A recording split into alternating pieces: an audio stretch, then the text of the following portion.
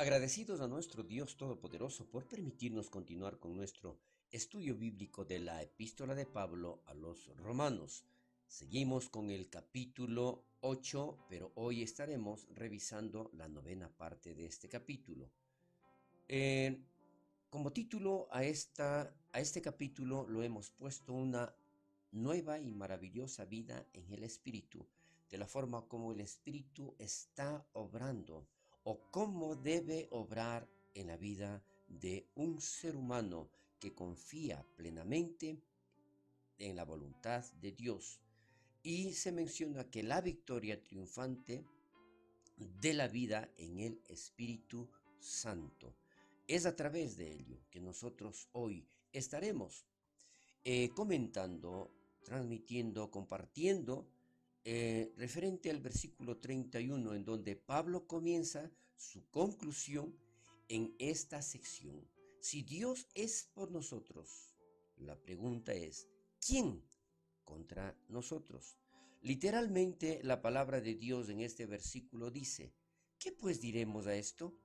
Si Dios es por nosotros, ¿quién contra nosotros? Es allí precisamente, si nosotros dependemos del Espíritu Santo, veamos entonces lo que menciona aquí en este versículo. Si Dios es por nosotros, nuevamente preguntamos para poder entender esta parte, ¿quién contra nosotros? Si todo lo que tuviéramos fuera los primeros capítulos del libro de Romanos, aquí nos vamos a dar cuenta que algunos podrían creer que Dios estaba contra nosotros.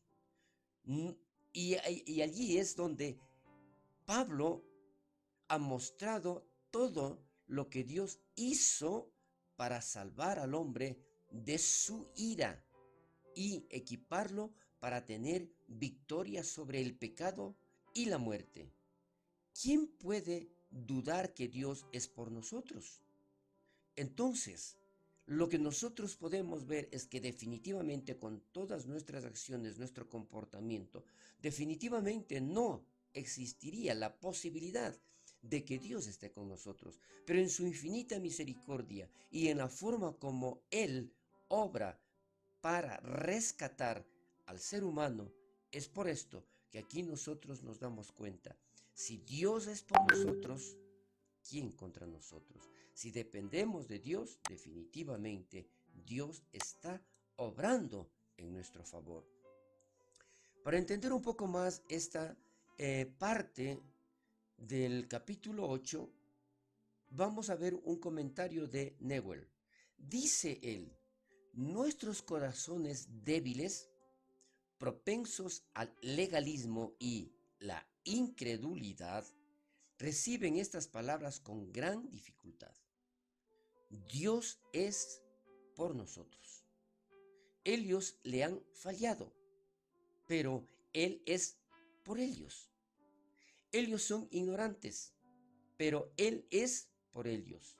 Ellos aún no han dado mucho fruto, pero Él es por ellos. Entonces, ¿qué es lo que nosotros podemos ver?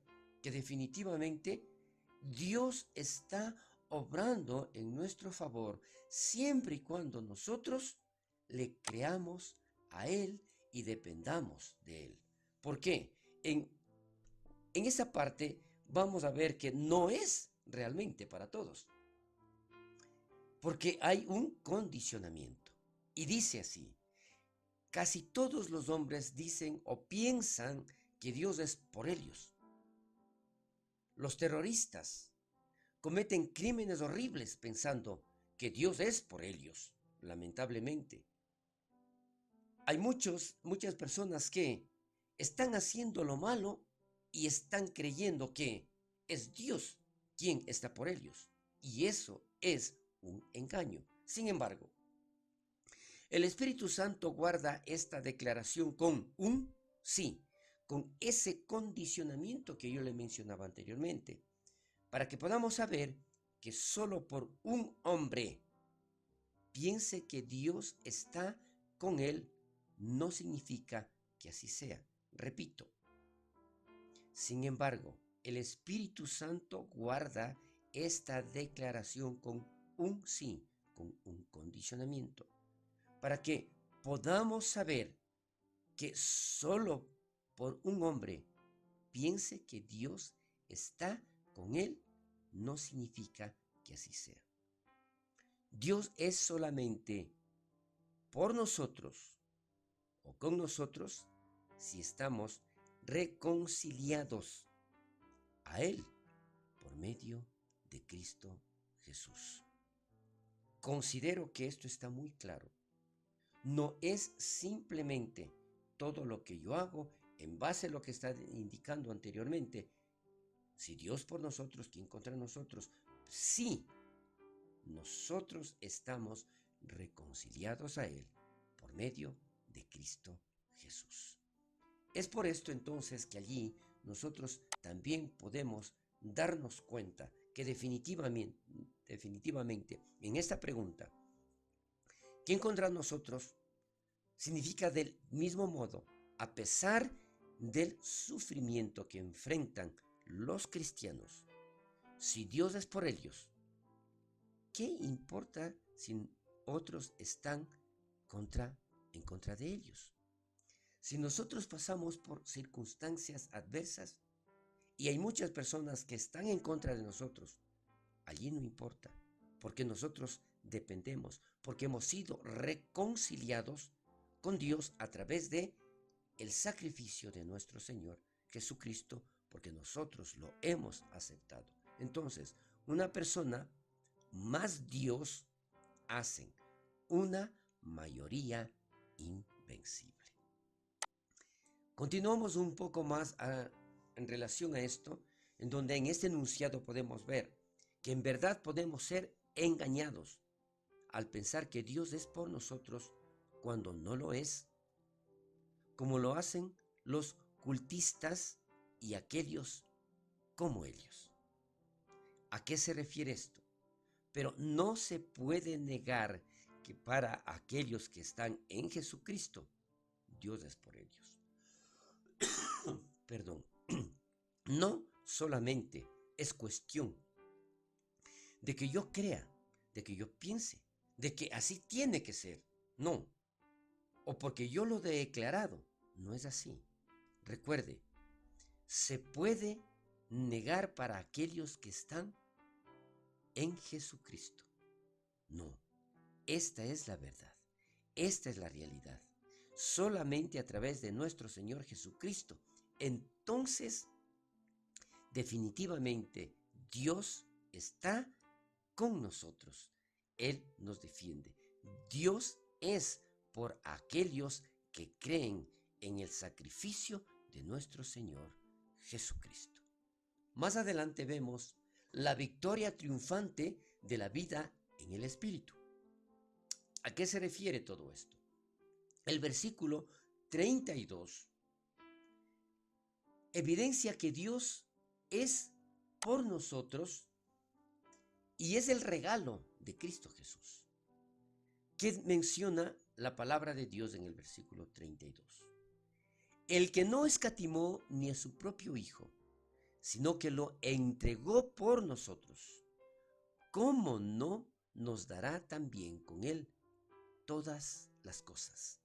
Es por esto que si nosotros reconocemos ese sacrificio cruento de nuestro Señor Jesucristo en la cruz y lo aceptamos como nuestro Señor y Salvador, entonces, si Él ya hizo todo eso, el sacrificio más grande, ¿cómo no nos va a dar lo demás que nosotros necesitamos? Es por esto que aquí también nosotros podemos ver el que no escatimó ni a su propio Hijo. Esto significa que si el Padre ya dio su regalo más grande, ¿cómo podemos pensar que no nos dará los regalos más pequeños? ¿Cómo no vamos a pensar que el Señor nos ayudará, nos bendecirá, nos protegerá, nos proveerá, si es exactamente lo que Él anhela, siempre y cuando nosotros podamos creer en ese Dios todopoderoso. Ahora, más adelante vemos ya la parte propiamente final de este capítulo, los versículos del 33 al 39, que se refieren a la seguridad del creyente en el amor de Dios. Esto implica que definitivamente es el amor, ese amor incomparable de nuestro Dios con la humanidad, pero que realmente surte el efecto en nuestras vidas siempre y cuando nosotros hemos aceptado, siempre y cuando nosotros vivimos bajo la protección y la voluntad de nuestro Dios. Una de las preguntas que aquí se realiza entre estos versículos dice: ¿quién acusará a los escogidos de Dios? Escuche esto, por favor. ¿Quién acusará a los escogidos de Dios? Estamos seguros que cualquier cargo contra nosotros, si somos declarados no culpables por el juez supremo, ¿quién puede presentar un cargo adicional? Nadie. Otra de las preguntas: ¿quién es el que condenará? Estamos seguros de toda condenación. Si Jesús es nuestro defensor, promoviendo nuestro beneficio, ¿quién puede condenarnos? Si Él nos defiende, si Él es nuestro abogado, si Él es el que está con nosotros y no contra nosotros. Entonces, esto implica que más adelante en el versículo 37 está, pero vamos a hablarlo: más que vencedores por medio de aquel que nos amó. No importa cuáles son o cuáles sean nuestras circunstancias, ninguna aflicciones del tiempo presente pueden separarnos del amor de Dios. Esto nos hace más que vencedores en Cristo Jesús. Entonces, aquí tenemos un comentario de Early acerca de una palabrita en donde están reflejando exactamente todo lo que aparentemente nos puede separar del amor de Dios. Este término es desnudez. Y este término, el día de hoy, sugiere indecencia en desfile. En aquel entonces significaba la falta de ropa simplemente porque alguien no tenía los medios o la manera de conseguirla. Es por esto que es importante ver cómo está escrito en la palabra de Dios. En el versículo 35 dice: ¿quién nos separará del amor de Cristo? Y menciona tribulación o angustia o persecución o hambre o desnudez. Pero como decíamos, esto no se refiere a la indecencia, sino a la falta de un poco de vestimenta, que es por la situación por la que está atravesando, o peligro o espada, dice aquí en el versículo. Entonces, ¿qué es lo que nosotros vemos aquí? Definitivamente es una parte de la prueba por la que estamos pasando, pero que eso no nos puede separar. Otra de las palabritas que nosotros habíamos leído en este versículo también dice: esta palabra implica ejecución, ¿qué? La espada. Y es por lo único que, por el único objeto de la lista que Pablo aún no había experimentado personalmente. Tal es así que en la primera carta a los Corintios, Pablo dice: hasta esta hora padecemos hambre, tenemos sed, estamos desnudos, somos abofeteados y no tenemos morada fija, pero aún no pasaba por la espada. Entonces, más adelante decíamos en el versículo 37, declara allí la palabra de Dios: más que vencedores. ¿Cómo es el cristiano más que vencedor? El que vence el poder mayor, el poder de Jesús. Vence con un motivo mayor, la gloria de Jesús. Vence con una victoria mayor sin perder nada aún en la batalla. Y vence con el amor mayor, conquistando a los enemigos con amor y convirtiendo a los enemigos con paciencia. Es esto que ninguna otra cosa creada podrá separar el amor de Dios, que es en Cristo Jesús, Señor nuestro. Nada que aparente ser bueno o malo, aparente ser malo, nos podrá separar del amor de Dios. Hasta aquí llegamos con nuestro estudio bíblico del capítulo 8. Bendiciones.